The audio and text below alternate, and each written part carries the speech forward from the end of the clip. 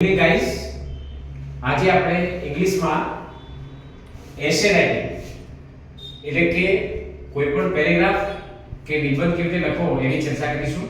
મિત્રો, એસે લખતી વખતે ખાસ ધ્યાનમાં રાખો કે જ્યારે તમે કોઈ વ્યક્તિનો નિબંધ લખતા હોય, for example my mother, my favourite teacher, my best player, my favourite leader, તો એ વ્યક્તિ જો જીવંત હોય, માય બેસ્ટ ફ્રેન્ડ છે, એ વ્યક્તિ જો અત્યારે હયાત હોય તો તમારે એ નિબંધ એને સિમ્પલ પ્રેઝન્ટમાં લેવો પડે, સાદા વર્તમાનકાળમાં.